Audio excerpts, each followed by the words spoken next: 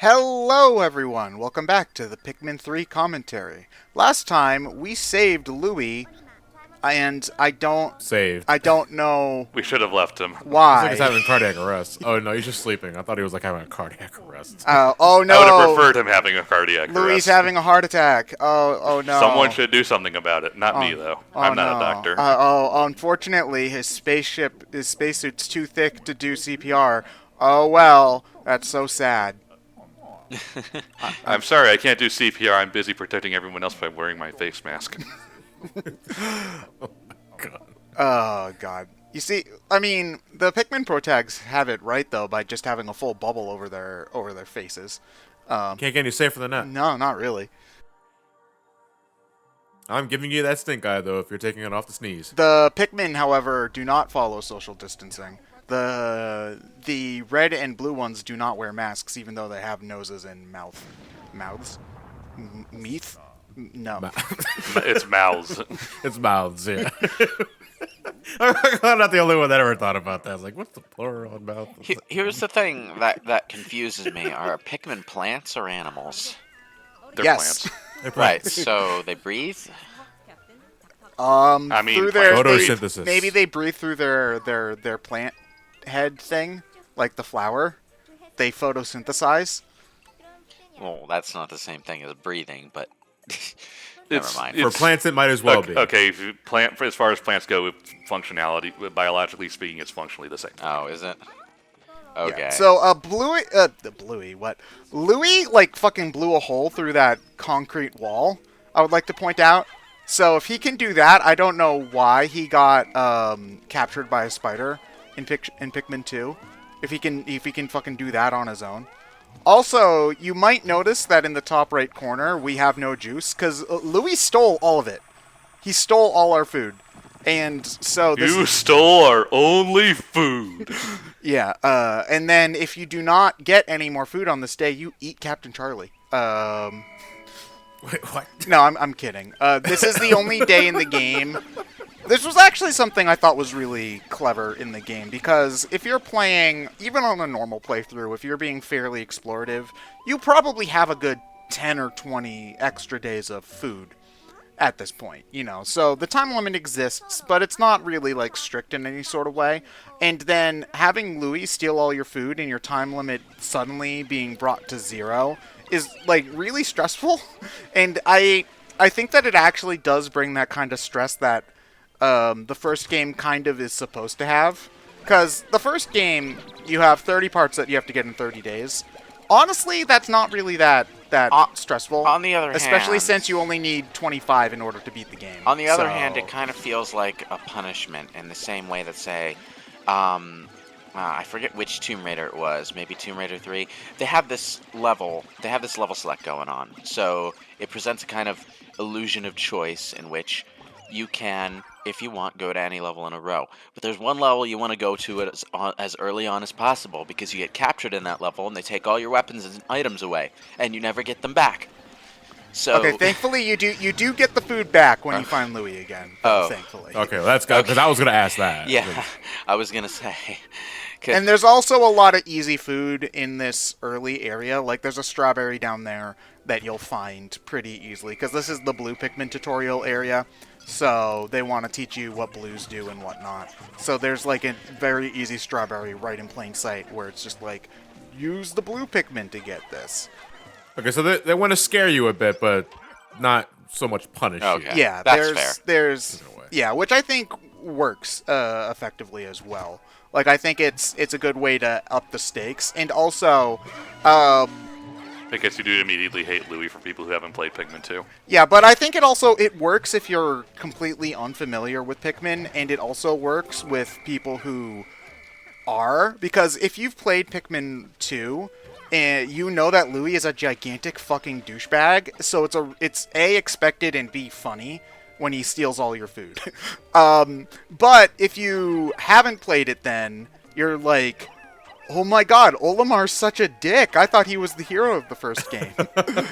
And I Why think do it people like this series? I think it works on that axis as well. So I think it's a really neat thing that they included.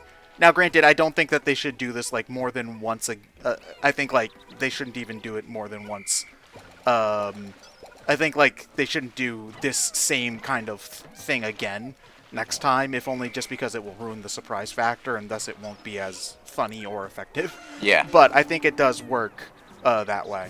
Also, somewhat off topic, but I think that they improved blue Pikmin in almost every way that they possibly could in this game, because in 1 and 2, blue Pikmin effectively were, I think, like, I don't want to say lazy, but the least interesting Pikmin of the bunch, because there were water areas which were effectively only blue Pikmin allowed areas, which doesn't really lend itself to puzzles at all. It's just like, okay, bring blue Pikmin wherever there's water.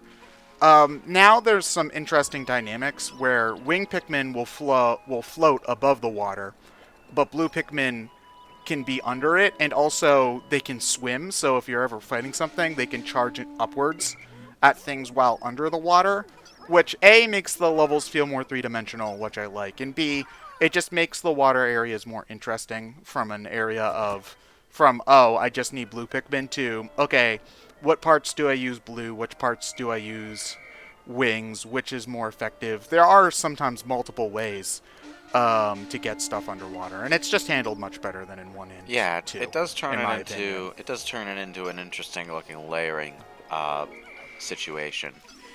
Yeah. One easy example. Giving a puzzle more dimension in more ways than one. Yeah, because Pikmin, I've mentioned this in earlier parts, but Pikmin could have been a two-dimensional game, and it probably wouldn't have changed much. This also makes it feel 3D, which is neat.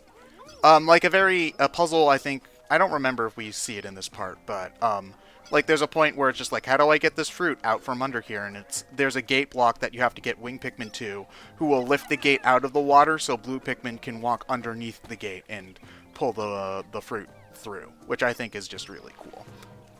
Also, these little minnow dudes are dicks. So, yeah, gonna throw that one out there. Yeah. Oh, yeah, so, the universe hates this playthrough. I should also bring that up. The universe, wow. Literally 2 days after the part where we talk about the Pikmin 3 being taken off the Wii U eShop, they put it back onto the eShop. Oh, they put it back? Well, that's not even counting the Mario 3D World fiasco. Oh yeah, where we were talking about Mario. Literally 3D the World, day the of we same uploaded day. that part. Oh god. Now granted, I think it's a good thing that they put it back onto the Wii U eShop. But why does Nintendo keep ruining our commentary?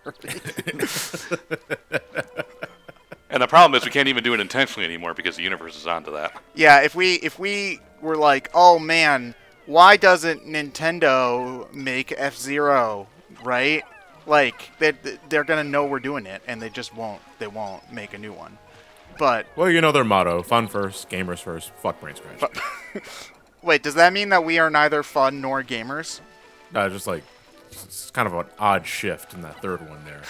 That's nothing to do with anything if you think about it. I mean, I'm sure there are plenty of people who subscribe to the motto of fuck BrainScratch. Ladies. No? Okay. BrainScratch OnlyFans account. So, what am I getting with this $5 subscription? Get a part early. Maybe. Isn't that just a Patreon? No, OnlyFans. Oh. Yeah, but I'm just saying, if we were to do an OnlyFans, wouldn't it effectively just be a Patreon? I mean, Maybe I kinda. can show a picture of my ass. I don't know.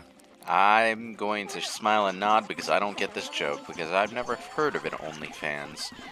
Oh, it's course basically not. just it's a Patreon for adult models, effectively, Oh. is how it works.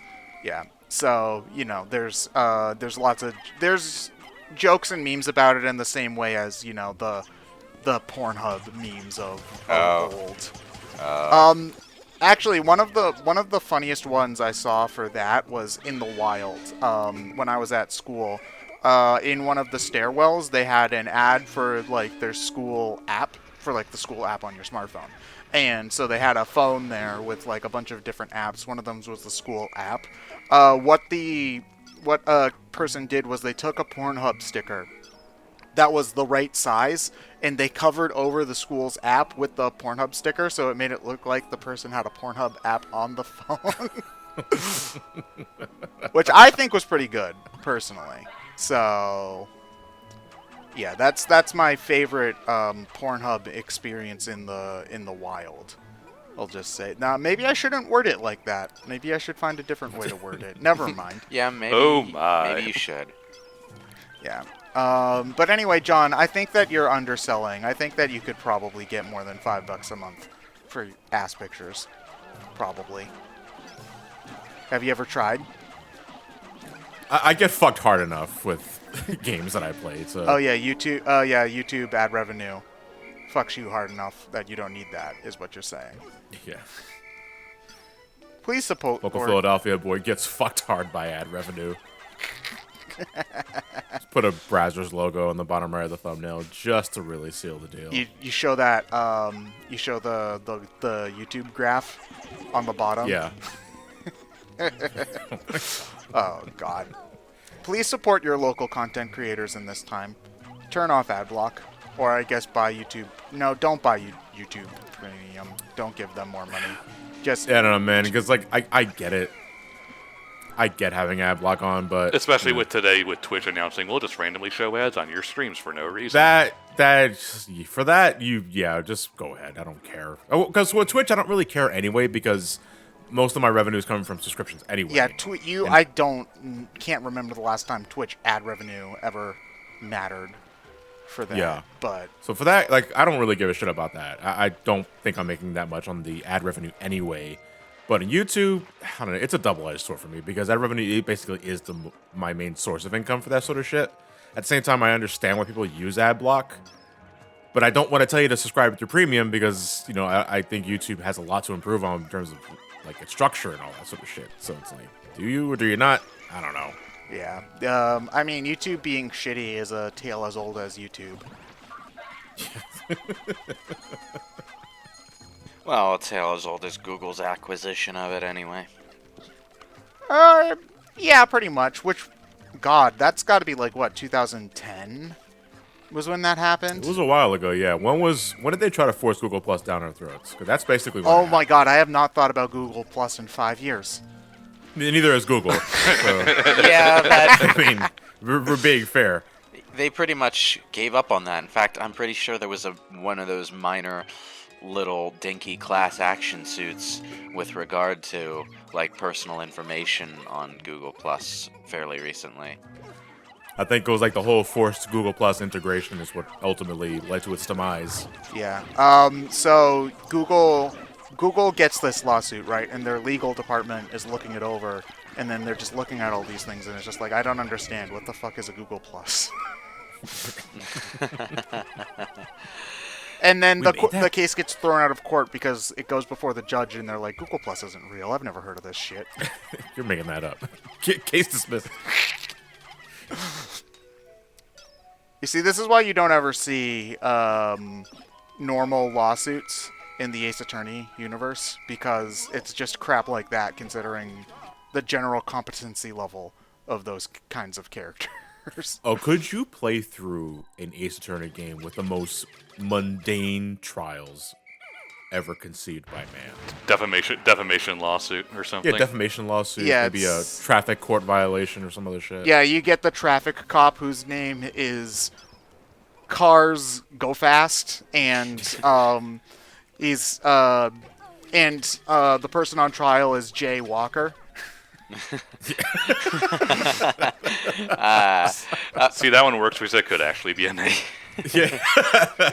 I mean, that's what it was with, you see, the thing about Ace Attorney that I feel like a lot of people tend to forget is that the games became much more, I don't want to say anime, because the first game is fairly anime, but they became much less subdued over time. Yeah. Like, you look at the first game, and everybody, like, is wearing normal clothes for the most part, and, like, the pun names are, like, Will Powers, which is could be a real name. I think the stupidest pun name in that is probably Jack Hammer Well, was one of the dead guys. the pun names that we get are kind of stupider sounding because, well, English names translated for to try and give you the same feeling the Japanese names did.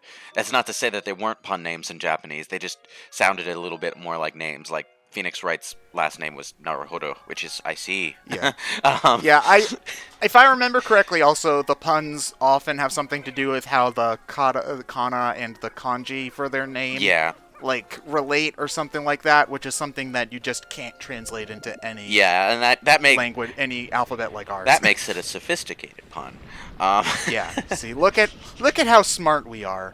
Puns for smart people who have learned literally thousands of letters in their time. Yeah. Ooh, boy. Man, I wish I had the brain space to learn thousands of letters. It's not really about brain space, really. It's more about time. It just takes a long time.